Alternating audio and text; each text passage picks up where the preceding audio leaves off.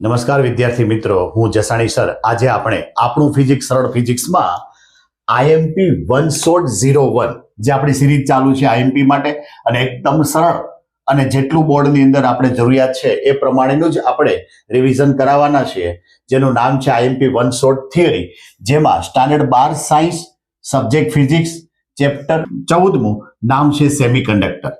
જેની અંદર આજે આપણે તો કે પહેલા તો એ જોઈ લે કે આ કેટલા માર્ક્સમાં પૂછાશે.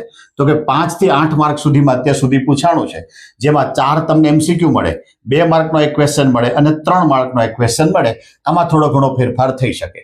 ચેપ્ટરની અંદર આપણે કઈ કઈ વસ્તુ જોવાની છે, તો કે આ ચેપ્ટરની અગત્યતા કઈ છે, ધાતુ, અધાતુ, અર્ધધાતુ, વાહક, અવાહક અને અર્ધવાહક, અંતર્ગત કહેતા શુદ્ધ, બહિર્ગત કહેતા અશુદ્ધ, પી પ્રકાર અને એન પ્રકારની અશુદ્ધિ, જેને બેને જોઈન્ટ કરો એટલે PN junction, diode, forward bias અને રિવર્સ બાયસ, એમાં પણ રેક્ટિફાયર, અર્ધ તરંગ અને પૂર્ણ તરંગ, પછી જુદા જુદા પ્રકારના પરિપથ, અને છેલ્લે આપણે આઈએમપી જોવાનું છે.